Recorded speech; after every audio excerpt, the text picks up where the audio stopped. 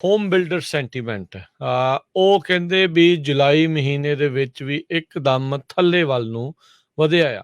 Builder sentiment 12 point drop ਕਰਕੇ 55 ਦੇ ਉੱਤੇ ਪਹੁੰਚ ਗਿਆ ਆ। ਇਹ ਜਿਹੜਾ ਨਵਾਂ ਸਰਵੇ ਮਹੀਨਾਵਾਰੀ ਜਿਹੜਾ ਸਰਵੇ ਕਰਦੇ ਨੇ national association of home builders, ਉਹਨਾਂ ਦੇ ਵਿੱਚ ਇਹ ਨਵੇਂ ਆંકੜੇ ਸਾਹਮਣੇ ਆਏ ਆ।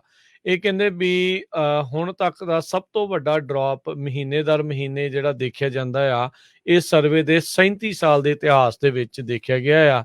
ਇੱਕ ਐਕਸੈਪਸ਼ਨ ਇਸ ਦੇ ਵਿੱਚ ਰਹੀ ਸੀ ਅਪ੍ਰੈਲ 2020 ਦੇ ਵਿੱਚ। ਸੋ ਕਹਿੰਦੇ ਵੀ ਰਾਈਟ ਨਾਓ ਜਿਹੜੀਆਂ ਸੇਲ ਦੀਆਂ ਕੰਡੀਸ਼ਨਸ ਆ, ਉਹਨਾਂ ਦੇ ਵਿੱਚ ਕਾਫੀ ਜ਼ਿਆਦਾ ਗਿਰਾਵਟ ਜਿਹੜੀ ਉਹ ਦੇਖੀ ਗਈ ਆ।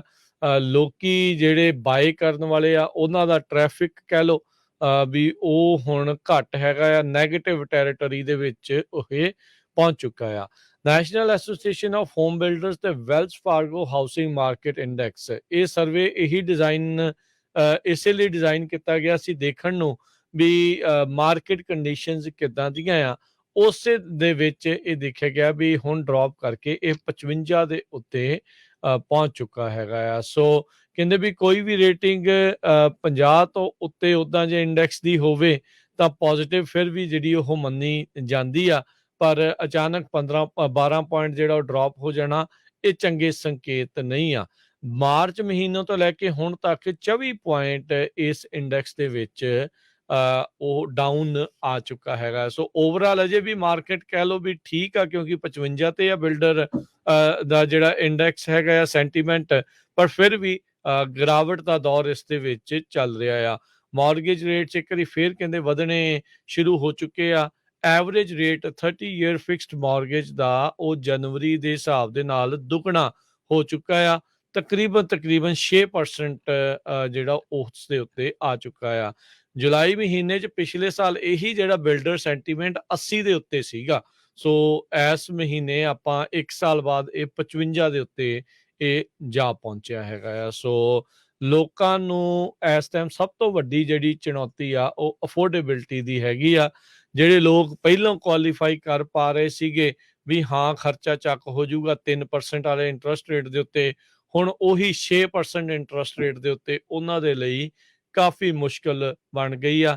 ਜਿਨ੍ਹਾਂ ਨੇ ਇੱਥੋਂ ਤੱਕ ਕਿ ਆਪਣੇ ਘਰ ਵੀ ਬੁੱਕ ਕੀਤੇ ਸੀ, ਉਹ ਹੁਣ ਕੈਂਸਲੇਸ਼ਨਸ ਜਿਹੜੀਆਂ ਲਗਾਤਾਰ ਕਰਵਾ ਰਹੇ ਹੈਗੇ ਆ। ਇਹ ਵੀ ਡਬਲ ਡਿਜਿਟ ਦੇ ਵਿੱਚ ਕੈਂਸਲੇਸ਼ਨਸ ਹਰਜੋਤ ਸਿੰਘ ਜੀ ਹੋ ਰਹੀਆਂ ਨੇ ਜੀ। ਬਿਲਕੁਲ 37 ਸਾਲਾਂ ਬਾਅਦ ਜੋ ਉਹਨਾਂ ਦਾ ਕੌਨਫੀਡੈਂਸ ਆ ਇੰਨਾ ਲੋ ਗਿਆ ਹੈ। ਸਿਰਫ ਅਪ੍ਰੈਲ 2020 ਚ ਗਿਆ ਸੀ ਜਦੋਂ ਕਰੋਨਾ ਵਾਇਰਸ ਆਇਆ ਸੀ 1 ਮਹੀਨੇ 'ਚ, ਪਰ ਬਿਲਡਰਸ ਦੀ ਪੋਜੀਸ਼ਨ ਵੀ ਕਾਫੀ ਮਾੜੀ ਆ। ਤੇ ਜੇ ਬੈਂਕਾਂ ਦੀ ਗੱਲ ਦੱਸਦੀ ਜਾਈਏ, ਬੈਂਕ ਆਫ ਅਮਰੀਕਾ ਨੇ ਅੱਜ ਰਿਪੋਰਟ ਕੀਤਾ ਵੀ ਉਹਨਾਂ ਨੂੰ 34% ਦਾ ਪ੍ਰੋਫਿਟ ਜੋ ਆ ਉਹ ਘੱਟ ਹੋਇਆ, 34% ਦਾ ਲਾਸ ਹੋਇਆ ਹੈਗਾ। ਕਹਿੰਦੇ ਵੀ ਲੋਕ ਲੋਨ ਨਹੀਂ ਕਰਾਉਂਦੇ ਹੈਗੇ, ਸਾਰਾ ਕੁਝ ਘਟਿਆ ਆ। ਆਪਾਂ ਦੇਖਿਆ ਹੀ ਆ ਵੀ ਲੋਨ ਬਿਜ਼ਨਸ ਬਹੁਤ ਰੀਫਾਈਨੈਂਸ ਵਾਲਾ ਇੱਕ ਤਰ੍ਹਾਂ ਦੇ ਨਾਲ ਡੈਡ ਹੋ ਚੁੱਕਿਆ ਹੈਗਾ। ਪਰ ਓਵਰਆਲ ਅੱਜ ਸਟਾਕ ਮਾਰਕੀਟ ਉੱਪਰ ਗਈ ਹੈਗੀ ਆ। ਪਿਛਲੇ ਹਫ਼ਤੇ 'ਚ ਆਪਾਂ ਦੇਖਿਆ ਸੀ ਸਟਾਕ ਮਾਰਕੀਟ ਕਾਫੀ ਡਾਊਨ ਗਈ ਸੀ ਜੀ। ਤੇ ਅਗਲੀ ਖਬਰ ਵੱਲ ਚੱਲੀਏ ਜੋ ਸ਼੍ਰੀਲੰਕਾ ਤੋਂ ਆ ਰਹੀ ਆ। ਸ਼੍ਰੀਲੰਕਾ ਦੇ ਵਿੱਚ ਬਹੁਤ ਜਿਹੜੀ ਸਿਚੁਏਸ਼ਨ ਆ ਉਸ ਮੁਲਕ ਦੀ ਇਸ ਟਾਈਮ ਖਰਾਬ ਹੋਈ ਹੈਗੀ ਆ। ਉੱਥੇ ਦਾ ਪ੍ਰੈਜ਼ੀਡੈਂਟ ਪ੍ਰਾਈਮ ਮਿਨਿਸਟਰ ਭੱਜ ਕੇ ਪਹਿਲਾਂ ਮਾਲਦੀਵਸ ਚਲ ਗਿਆ ਸੀ, ਫਿਰ ਸਿੰਗਾਪੁਰ ਚਲ ਗਿਆ ਤੇ ਹੁਣ ਉਹਨਾਂ ਨੇ ਇੱਕ ਹੋਰ ਪ੍ਰਾਈਮ ਮਿਨਿਸਟਰ ਨੂੰ ਸਹੁੰ ਵੀ ਚੁਕਾਈ ਆ, ਜਦ ਕਿ ਉਹ ਇੱਕੋ ਹੀ ਟੱਬਰ ਸੀ ਸਾਰਾ, ਕੋਈ ਪ੍ਰਾਈਮ ਮਿਨਿਸਟਰ, ਕੋਈ ਪ੍ਰੈਜ਼ੀਡੈਂਟ ਤੇ ਕੋਈ ਉਹਨਾਂ ਦਾ ਸੈਕਟਰੀ। ਸੋ ਅੱਜ ਇੰਟਰਨੈਸ਼ਨਲ ਮੋਨਿਟਰੀ ਫੰਡ ਨੇ ਵੀ ਇਹ ਕਿਹਾ ਆ ਵੀ ਅਸੀਂ ਸਟੇਟ ਆਫ ਐਮਰਜੈਂਸੀ ਡਿਕਲੇਅਰ ਕਰਨ ਜਾ ਰਹੇ ਹਾਂ ਫਾਈਨੈਂਸ਼ੀਅਲੀ ਉਸ ਮੁਲਕ ਦੇ ਲਈ। ਸ਼੍ਰੀਲੰਕਾ ਦਾ ਇੱਕ ਜੋ ਐਕਟਿੰਗ ਪ੍ਰੈਜ਼ੀਡੈਂਟ ਆ ਰਨੀਲ ਬਿਕਰਮ ਸਿੰਘੇ, ਉਹਨਾਂ ਨੇ ਇਹ ਕਿਹਾ ਆ ਵੀ ਸਾਡੀ ਨੈਗੋਸ਼ੀਏਸ਼ਨ ਚੱਲ ਰਹੀ ਹੈ ਇੰਟਰਨੈਸ਼ਨਲ ਮੋਨਿਟਰੀ ਫੰਡ ਦੇ ਨਾਲ।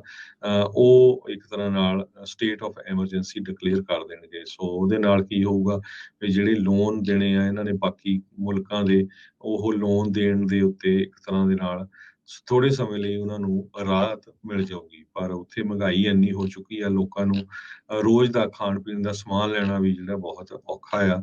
ਗੈਸ ਤਾਂ ਇੱਕ ਤਰ੍ਹਾਂ ਨਾਲ ਬਹੁਤ ਦੂਰ ਦੀ ਗੱਲ ਹੈਗੀ ਆ।